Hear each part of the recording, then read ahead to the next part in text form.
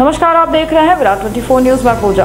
भाजपा ने केंद्र और प्रदेश सरकार बनाने के लिए जनहितकारी योजनाओं के नाम पर जनता से वोट मांगा, लेकिन जब सरकार में पहुंचे तो खुलेआम भ्रष्टाचार और अराजकता को बढ़ाने में जुट गए। भाजपा सरकार में अंधेर नगरी और चौपट राजा के असली किरदार निभाते दिख रहे हैं राज्य मंत्री दर्जा प्राप्त मऊगंज विधायक प्रदीप पटेल। स्वार्थी राजनीति का मऊगंज विधानसभा भेंट चढ़ रहा है। विधायक के बेहद करीबी भाजपा मंडल अध्यक्ष मऊगंज व उनके साथ कार्य करने वाले साथियों के लिए केंद्र व प्रदेश सरकार के द्वारा संचालित की जाने वाली जनोन्मुखी योजना ओहदेदारों के लिए वरदान साबित हो रही है, तो वहीं जनता के लिए अभिशाप। मऊगंज के ज्यादातर विभागों में अधिकारियों को महंगी सुविधाएं शुल्क चुका रही जनता खून के आंसू बहा रही है। इस प्रकार प्रशासन में फैली अव्यवस्था को लेकर प्रमुख विपक्षी दल कांग्रेस ने मऊगंज विधायक पर गंभीर आरोप लगाते हुए कहा कि पीएम आवास योजना में हरिजन, आदिवासी, पिछड़े, गरीब, भोली भाली जनता को दिलाने के नाम पर वोट लेकर पहले विधायकी ले ली और इसके बाद ज्यादातर विभागों में अपनी करीबी लोगों से योजनाओं के नाम पर उनसे नोट मांग रहे हैं। डिमांड पूरी करने में अक्षमों के कई घर गिरा चुके हैं जो झोपड़ी में रह रहे हैं और कई सैकड़ा लोग जर्जर हालात के घरों में रहने वाले लोगों को पात्रता के बावजूद अपात्र की सूची में डलवाया जा रहा है। कांग्रेस पार्टी के लगातार 3 बार से पार्षदी जीत रहे विश्वनाथ मिश्रा, अल्पसंख्यक अध्यक्ष अन्नू खान, अभय राज बंसल ने कहा कि मऊगंज नगर परिषद में सरकार की संचालित योजनाओं में खुलेआम लूट खसोट, भ्रष्टाचार की रोकथाम को लेकर कांग्रेस ने कई बार आंदोलन किया, लेकिन सत्ताधारी दल के विधायक के संरक्षण में थोड़ा भी विराम नहीं लगा, बल्कि उनके सर्व सुविधा संपन्न मंडल अध्यक्ष राजेश वर्मा ने खुद और भाई के नाम पर आवास योजना का लाभ लिया, जो कि अब सरकारी पेंशन प्राप्त अपनी मां जयवंती साकेत, पति सहदेव साकेत के नाम आवास योजना का लाभ लेने में लगा हुआ है। तो वहीं 3 वर्षों से कई लोग तत्कालीन भाजपा सरकार के मंत्रियों के द्वारा दिए गए आवास स्वीकृत का प्रमाण पत्र दिखाते घूम रहे हैं, जिससे साबित होता है कि भाजपा विधायक और एसडीएम नगर परिषद के प्रशासक की मिलीभगत से फर्जीवाड़ा और भ्रष्टाचार हो रहा है, जो कि सरकार के खजानों को डकार रहे हैं। मऊगंज में व्याप्त भारी भ्रष्टाचार से जुड़ी पूरी कहानी सुने पीड़ित जनता और विपक्षी नेताओं की जुबानी। आपका नाम क्या है? जलील मंसूरी। आपने आवास का फॉर्म किसके नाम से अप्लाई किया था? जैतून के नाम से। जैतून आपकी कौन है? माँ है। माँ है। तो आपका आवास का पैसा क्यों नहीं आया? तो उनको नहीं मालूम भाई, फार्म जी में आके अच्छे तो नहीं आया। इसके बाद फिर दोबारा भी गए तो बोले कि जो ना तो ये पैसा सब घोष संख्या है जो फार्म जो जमा करते हैं। नहीं तो आपका आवास में योजना में नाम आ गया था ना, ये लिस्ट में? लिस्ट में आ गया नाम में। हाँ हाँ।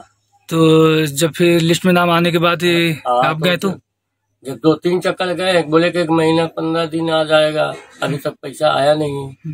हाँ। तो फिर तो पैसा आया नहीं बोले? नहीं आया। हाँ। हाँ। फिर जब दोबारा गए तो क्या वो बोले कि हो गया, आ जाएगा 1-1.5 महीना आ जाएगा। हाँ। तब भी नहीं आया अभी तक। तब भी नहीं आया। हाँ। फिर उनसे जाके आप मिले तो नहीं मिले दोबारा? मिले थे, गए थे। हाँ। तो बोले कि नहीं को अब आ जाएगा, फिर भी आ जाएगा। अन्नू भाई के साथ भी गए तो बोले कि हम आ जाएगा। अरे प्रमाण पत्र आपको कब मिला? अरे आज जब से ये सूचित हुआ सर, हम तो अनपढ़ आदमी हैं। हाँ, तो किसने दिया था? अभी सिर्फ नगर पालिका दिए। कहाँ, यहाँ आके दिए थे कि कहीं? नहीं, वो बस स्टैंड में दिए, हम झूठ नहीं बोलेंगे। अच्छा, जब मंत्री आए थे क्या? कार्यक्रम जो मंत्री जब आए थे। हाँ। बस स्टैंड के अंदर जी, उस समय मिला। जी हाँ। फिर इसके बाद क्या हुआ? इसके बाद क्या हुआ कि जब पैसा 2-4 सुन लीजिए, हम बोलते हैं 2-4 बार फोटो उतरवाए राजेश। हाँ। पार्षद हमारे 6 बार के। हाँ। तो हमसे 10,000 रुपया मांगते रहे। हाँ। तो हमारे पास सर नहीं रहा। हाँ। हमारे 4 ठे बाल गोपाल रहा, हम मजदूर आदमी, हम कहाँ पाए तो उनको पैसा दे। हाँ।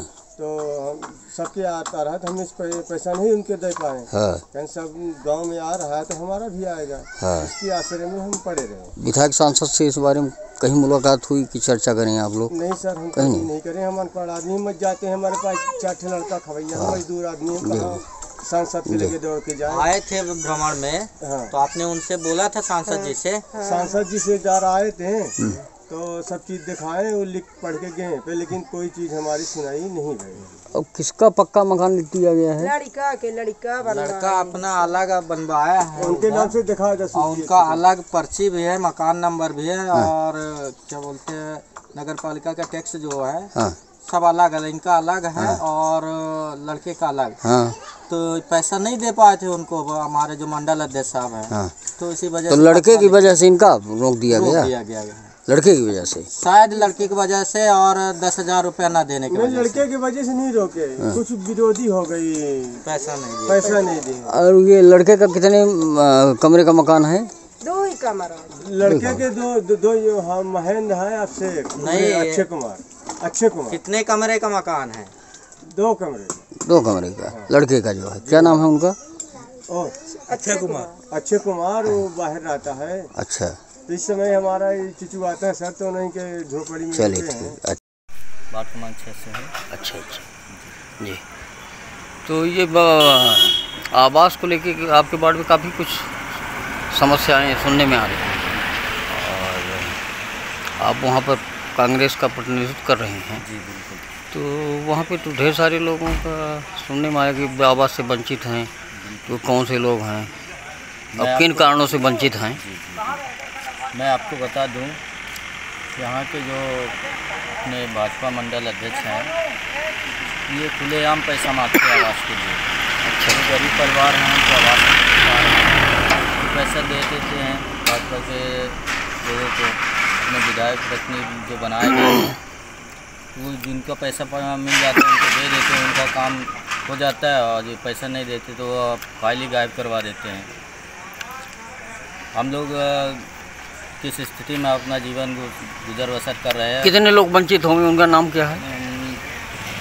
काफ़ी लोग हैं सर, और कुछ लोगों को तो ऐसा रिकॉर्ड दिया गया है, प्रमाण पत्र दिया गया है आवास योजना के नाम पे, उनको भी आज तक नहीं मिला है। कितने वर्षों से इंतजार कर रहे हैं? लगभग 3-4 साल से तो बिल्कुल है, हो गया। तो क्या नगर परिषद में किन कारणों से ये हो नहीं रहा है?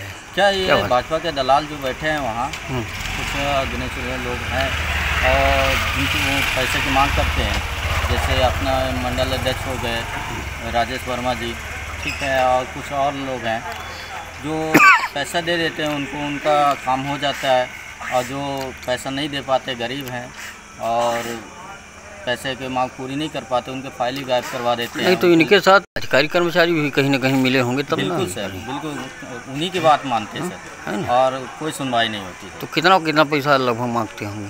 10-10 हज़ार रुपये की मांग होती है, जो जैसा है, किसी से 10,000, किसी से 15-20 तक।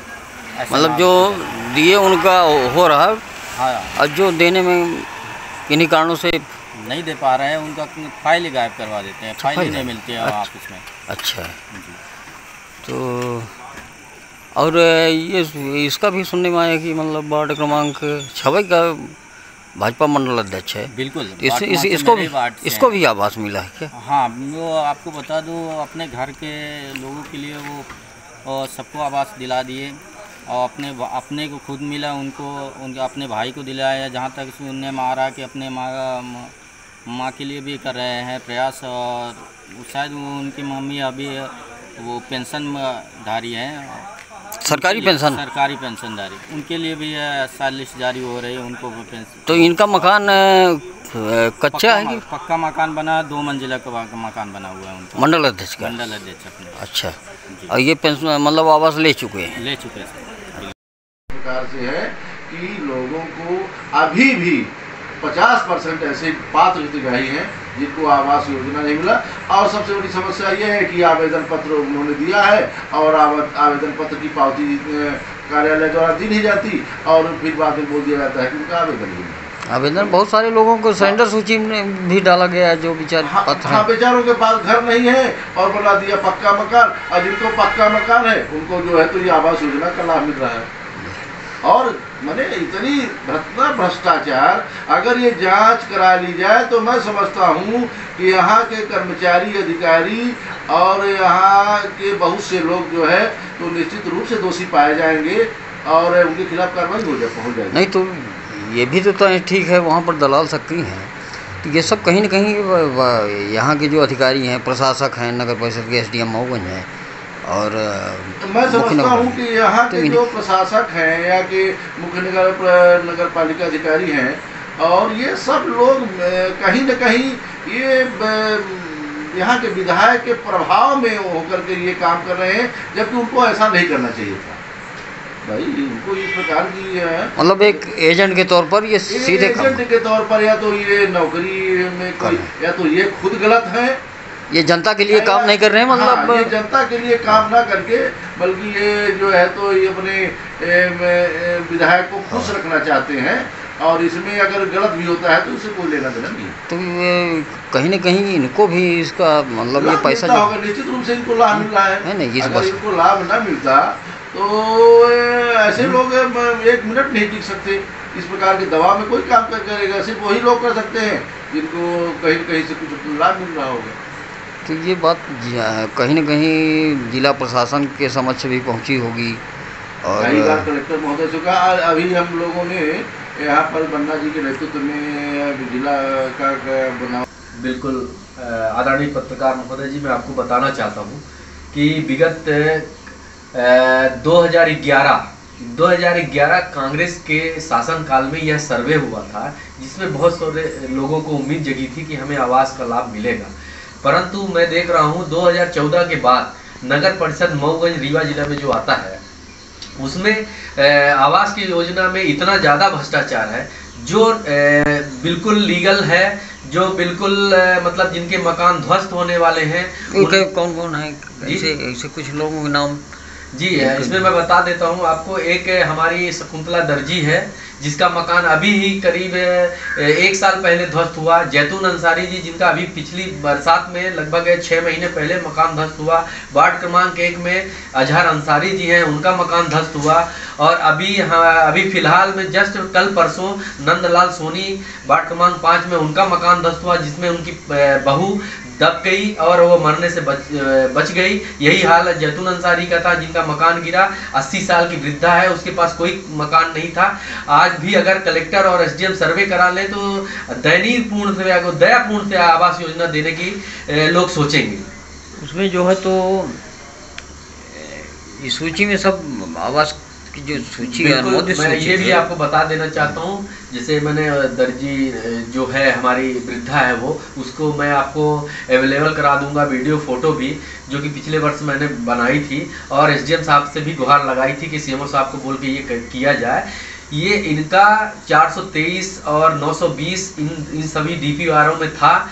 पता नहीं किसी कारणवश जैतून अंसारी जो कि 2017 में फार्म भरी थी, 3 बार फार्म दे चुकी है। मैं अभी जब मकान गिरा इसके बाद फिर भी बोला 3 बार कैसे क्यों भरवाना पड़ा?